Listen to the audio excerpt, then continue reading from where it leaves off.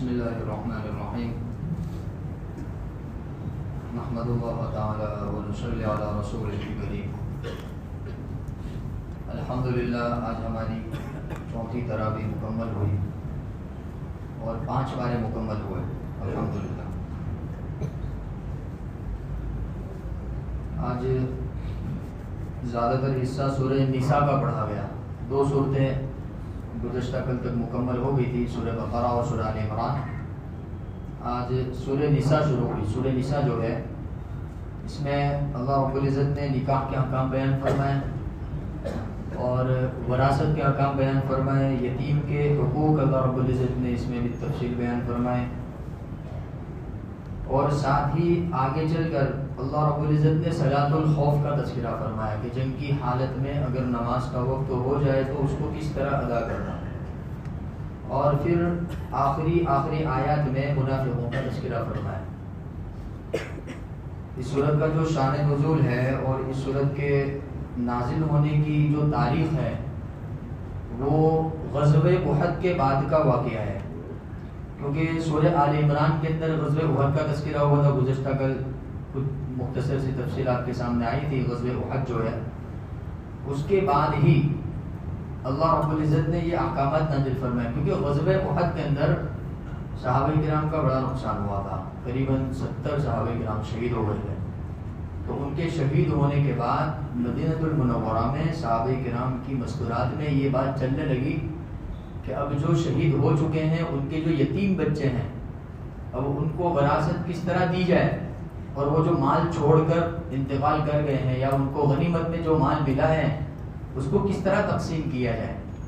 یہ بہت سارے سوالات تھے.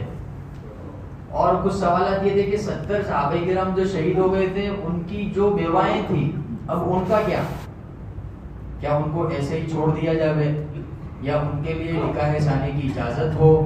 تو اس تعلق سے اللہ رب العزت نے نکاح کے مسائل بھی بیان فرمائے. دونوں چیزیں اللہ رب العزت نے ساتھ میں بیان فرمائی. ابتدا میں نکاح کو بیان فرمایا، پھر نکاح کے بیان سے فارغ ہو کر اللہ رب العزت نے یوصیکم اللہ سے وراثت کو بیان فرمایا. یہ دونوں مسائل کو سمجھنا بہت ہے. نکاح کے مسائل سمجھنا بھی بہت ضروری ہے، وراثت کے مسائل سمجھنا بھی بہت ضروری ہے. اچھا، نکاح کے مسائل سمجھنا تو اس لیے ضروری ہے کیونکہ نکاح کے تعلق سے ہمارے ذہن و دماغ میں ایک بات ہوتی ہے کہ بھئی چلو بچہ بالغ ہو گیا، لڑکی بالغ ہو گئی، اب کیا کر دو کہ اس کا نکاح کر دو. نکاح کا یہی ایک تصور ہمارے ذہنوں کے اندر بیٹھا ہوا ہے. اس کے علاوہ نکاح کی کوئی صورت ہمارے ذہن میں نہیں ہے. اللہ نے اس کو بیان فرمایا. جیسے اگر کسی کے شوہر کا انتقال ہو گیا اور وہ عورت کیا ہو گئی، بیوہ ہو گئی، یا یہ ہے کہ کسی عورت کو اس کے شوہر نے طلاق دے دی، اب وہ عورت کیا ہو گئی، مطلقہ ہو گئی. اب اس کے لیے بھی تو راہ ہموار ہونی چاہیے. اللہ نے اس کو بیان فرمایا. ایسا نہیں کہ بس اس کا شوہر مر گیا تو بس وہ اس کا آخری نکاح تھا، اب اس کے بعد اس کو نکاح کی ضرورت نہیں ہے، یا ہے کہ اس کے شوہر نے اس کو طلاق دے دی لہٰذا اس کو دوسرے نکاح کی ضرورت نہیں. ایسا نہیں ہے. حالانکہ علماء کرام نے کتابوں میں لکھا ہے کہ بیوہ کے حق میں سب سے بہترین فیصلہ یہ ہے کہ اس کا عقد ثانی کر دیا جائے. سب سے بہترین فیصلہ فقہاء کرام نے اور صحابہ کرام کے زمانے میں بھی مدینہ المنورہ کے اندر جو مستورات کے ذہنوں میں سوالات پیدا ہوئے تھے انہی سوالات کے پیش نظر اللہ رب العزت نے آیت نازل فرمایا. 1-2 دن سوال تو یہ پیدا ہوئے تھے کہ بھئی جو صحابہ کرام شہید ہوئے ان کے بچے جو یتیم ہیں اب ان کا کیا ہوگا. تو اس کے لیے اللہ رب العزت نے وراثت بیان فرمایا. اچھا، ان کی جو مائیں ہیں ان کے بھی تو شوہر انتقال، وہ بھی تو شہید ہو گئے، اب مستورات کا کیا ہوگا. تو اللہ رب العزت نے نکاح کے مسائل بیان فرمایا. پتہ چلا ہمارے درمیان میں جو یہ رائج ہے، کیا رائج ہے کہ کسی عورت کے شوہر کا انتقال ہو جاتا ہے تو نہیں ماں باپ کی طرف سے نہیں ساس سسر کی طرف سے اس کے نکاح ثانی کا انتظام ہوتا ہے. اس کے بارے میں کوئی غور و فکر نہیں ہوتا. بس ایک ہی بات رٹا لگا کر بیٹھتے کہ بھئی اس کے اتنے بچے ہیں اتنے بچے ہیں. باقی اس کی جو ضروریات ہے اس کو کون دیکھے گا. دینی ضروریات ہیں، دنیاوی ضروریات ہیں. اس لیے حضرت تھانوی رحمۃ اللہ علیہ نے اپنی کتاب کے اندر لکھا ہے اور حکمت کے طور پر یہ بات ارشاد فرمائی ہے. موجودہ زمانے میں، جبکہ حضرت تھانوی کا جو زمانہ ہے آج سے 80 سال پہلے کا زمانہ ہے، وہ اس زمانے کی بات بتلا رہے. وہ کہہ رہے ہیں کہ موجودہ زمانے میں مطلقہ عورتیں اور وہ عورتیں جن کے شوہروں کا انتقال ہو چکا ہے ان کے حق میں سب سے بہترین فیصلہ یہ ہے کہ ان کو نئے شوہر دے دیے جائیں، ان کے نکاح ثانی کر دیا جائے. یہ ان کے حق میں سب سے بہترین فیصلہ ہے. اس سے کیا ہوگا کہ ان کی گھر کی ضروریات بھی پوری ہو جائے گی اور ان کو آنے والی زندگی پاک اور پاک دامنی والی مل جائے گی، صاف اور شفاف مل جائے گی. کیونکہ آنکھوں کی جو خیانت ہے اس سے کون بچ سکتا ہے؟ وہ حضرت تھانوی آج سے 80 سال پہلے کی بات بتا رہے ہیں. اب تو ٹیکنالوجی کا زمانہ چل رہا ہے، اب تو چاروں طرف انٹرنیٹ پھیلا ہوا ہے. تو اللہ کے واسطے ہمیں ان احکامات کو سمجھنا چاہیے. اور سورہ نساء کے شروع میں گویا کہ اللہ رب العزت نے نکاح کا خطبہ بیان کیا ہے.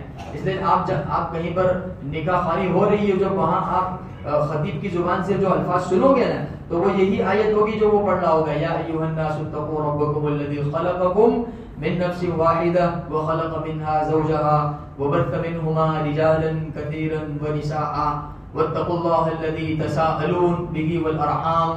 اللہ رب العزت کہہ رہا ہے کہ یہ مستورات کے معاملے میں، نکاح کے معاملے میں، رشتہ داریوں کے معاملے میں کہ اللہ سے ڈرو.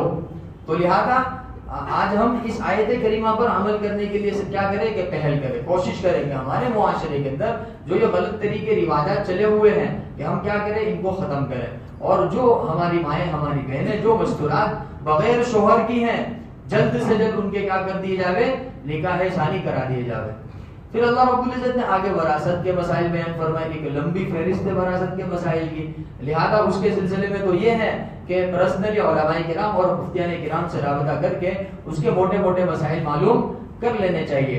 اس کے بعد اللہ رب العزت نے کچھ کافروں کا اور منافقوں کا تذکرہ فرمایا. اور ہمارے جیسے کمزور ایمان والوں کے لیے اللہ رب العزت نے بہت بہترین بات ارشاد فرمائی. ایمان بھی تازہ ہو جاوے اور تسلی بھی مل جاوے کہ اللہ کا کتنا بڑا احسان ہے، کتنا بڑا کرم ہے کہ ہم تو اللہ رب العزت کی سینکڑوں نافرمانیوں میں مبتلا ہیں، اس کے باوجود بھی اللہ رب العزت نے ہمارا اکرام فرمایا اور قرآن پاک جیسی معزز کتاب میں ہمیں ایمان والا کہہ کر خطاب فرمایا اور فرمایا یا ایھا الذین آمنوا، یا ایھا الذین آمنوا، اے وہ لوگ جو ایمان لائے، اے وہ لوگ جو ایمان لائے. تو اللہ کا احسان ہے کہ ہم بھی کیا ہے کہ اس جملے کے اندر شامل ہے. البتہ غزوہ احد میں کچھ لوگ ایسے تھے جو ایمان تو لائے تھے لیکن دل ہی دل میں وہ منافق تھے، یہودی تھے، وہ یہودی تھے.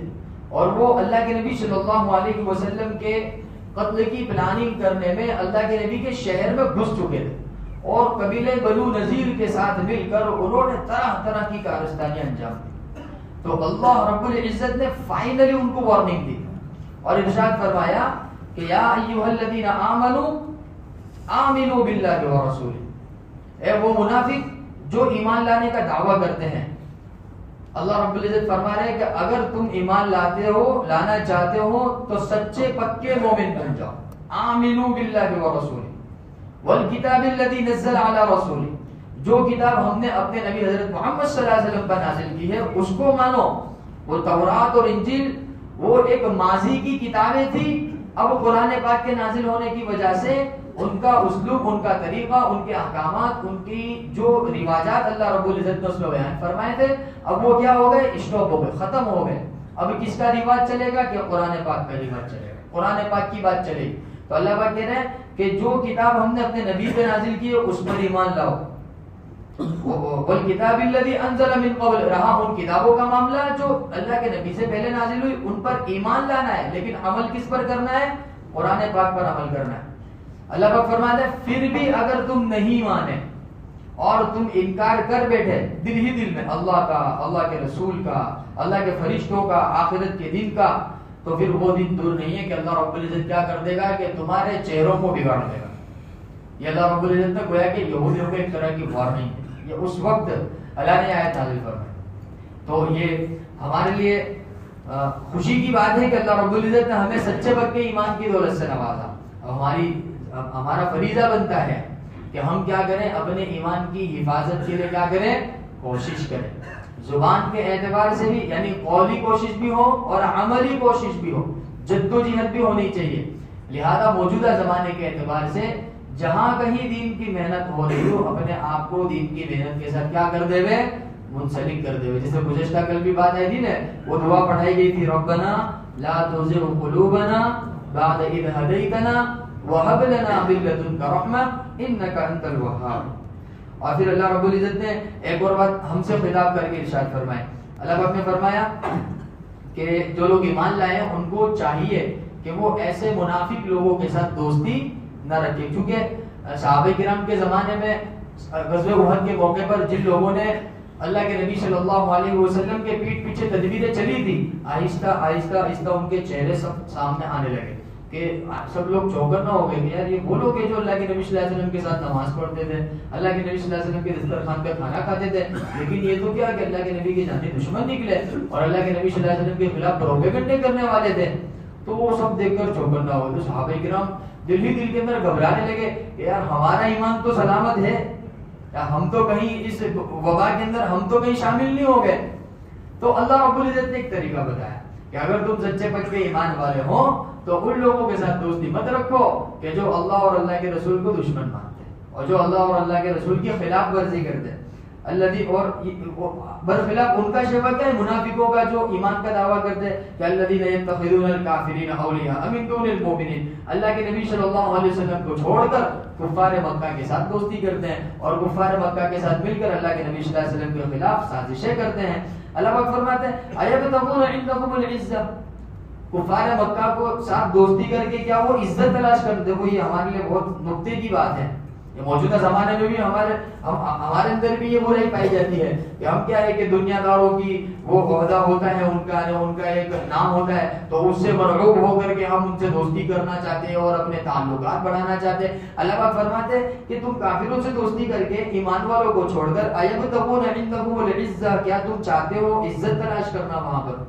کیا تم چاہتے ہو کہ تم ان کے ساتھ دوستی کرو گے تمہارا جیب بہت اونچا ہو جائے گا، تم بہت بڑے ہو جاؤ گے، تمہارا نام بلائے گا کہ بھائی فلاں کے ساتھ تمہارے تعلقات ہیں، فلاں کے ساتھ تمہارے تعلقات ہیں۔ اللہ رب العزت فرماتا ہے ایبتغون عندهم العزہ، کیا تم ان کے پاس عزت تلاش کرتے ہو؟ تو اللہ رب العزت فرماتا ہے فإن العزة للہ جميعا، تو عزت تو سب کی سب کس کے پاس ہے؟